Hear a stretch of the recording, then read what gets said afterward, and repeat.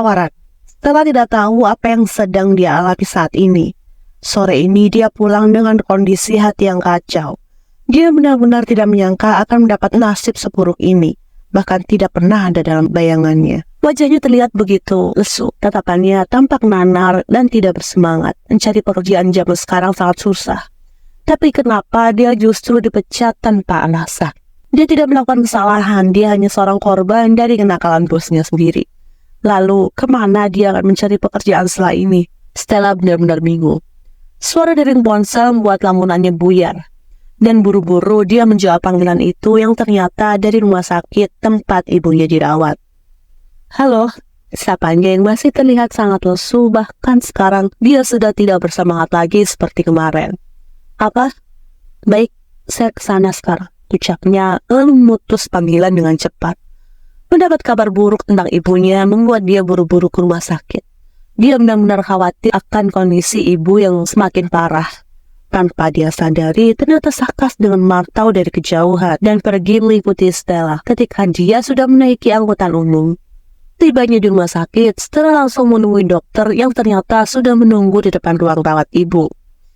Dokter, bagaimana keadaan ibu saya? Tanyanya dengan menggebu-gebu.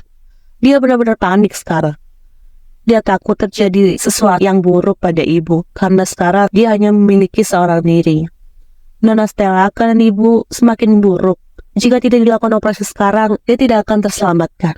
Seketika, Stella menangis terseduh. Dia baru saja dipecat dan sekarang harus mendapati sebuah kenyataan jika ibunya harus dioperasi. Dari mana dia mendapat biaya sebesar itu? Bahkan untuk biaya kamar rawat perharinya, dia masih menunggak dan sudah hampir 1 minggu. Lalu kemana dia akan mencari uang? Stella terduduk lemas di kursi, dia menunduk dan menangkup wajahnya sendiri. Sungguh dia benar-benar sudah putus asa sekarang. Semua masalah datang secara bertubi-tubi, dan dia sama sekali tidak bisa memiliki jalan keluar. Nona Stella, saya tunggu keputusan Anda segera. Jika sudah mengambil keputusan, saya tunggu di ruang dokter. Saya permisi. Stella sudah tidak bisa merespon ucapan dokter pria itu lagi. Yang dia lakukan hanya menangis dan dia benar-benar tidak mengerti akan situasi saat ini. Seolah semua kemalangan menimpa dirinya.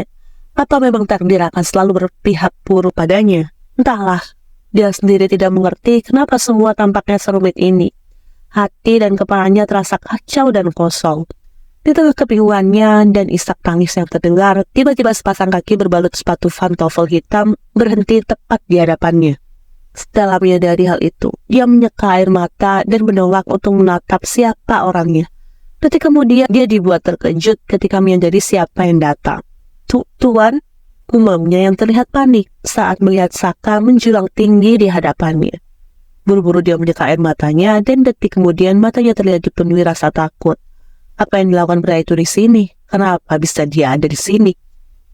Saka menarik nafas. Dia merogoh sesuatu dari dalam saku jasnya dan memberikan sapu tangan berwarna putih yang dilipat rapi. Rasa takut itu masih terasa sehingga Stella tidak menerimanya dan malah menoleh ke arah lain. Dia tidak ingin melihat wajah pria itu di sana. Sosok pria yang sangat dia benci.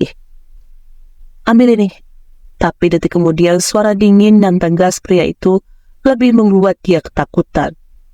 Buru-buru dia meraih kain itu dan meremasnya dengan kuat.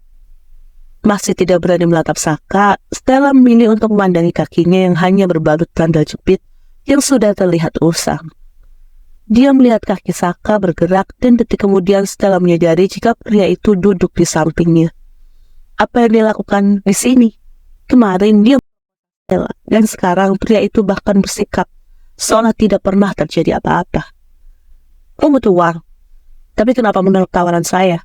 Tanya Saka yang duduk dengan penuh wibawa. Sungguh jika orang melihat dia seperti sekarang, pasti tidak akan satupun orang percaya jika dia merupakan pria brengsek yang selalu gonta-ganti wanita. Tidak tuan, saya masih punya tabungan, jawab Stella dengan cepat. Dia tidak ingin pria ini kembali merendahkannya seperti kemarin. Namun sialnya ucapan itu justru mengundang tawa sinis dari Saka. Dia menarik nafas dan berdiri. Kedua tangannya masuk ke dalam saku, lalu membelakangi Stella yang masih menunduk.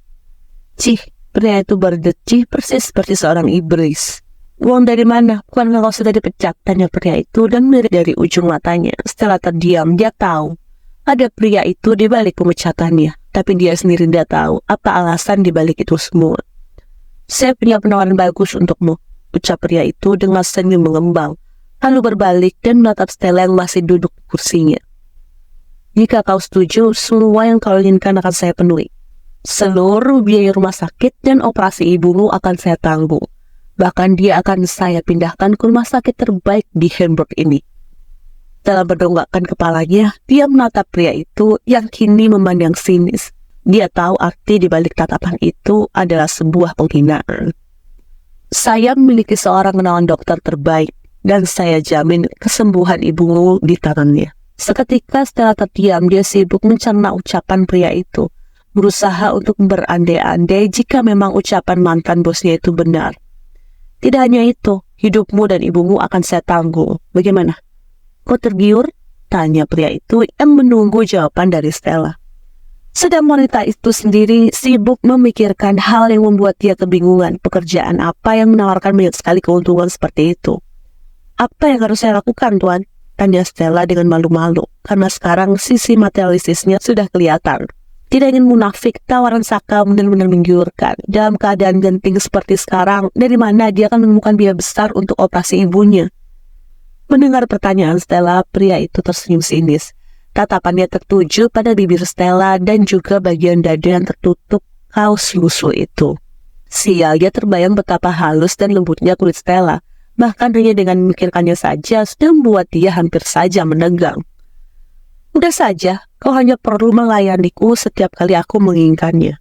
Seketika Stella paham apa maksud dari pria ini, sekujur tubuhnya mendadak bergetar, dan dia mulai panik. Tiba-tiba Saka menarik tangan Stella hingga berdiri tepat di hadapannya, lalu mendorong pinggul wanita itu agar semakin merapat ke arahnya. Kau tahu, tubuhmu benar-benar membuatku candu, bisik pria itu tepat di samping telinga Stella. Dia tersenyum sinis karena dia yakin tentu Stella tidak akan menolak tawaran menggiurkan ini. Bagaimana?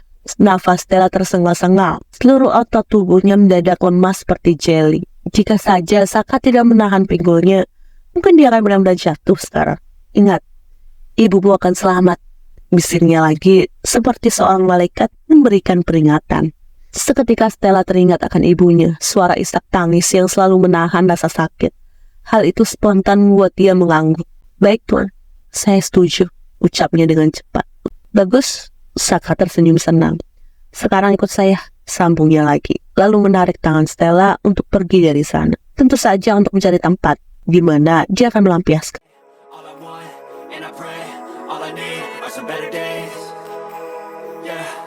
All I need are some better days, 'cause all I want, and I pray, I believe in the better days.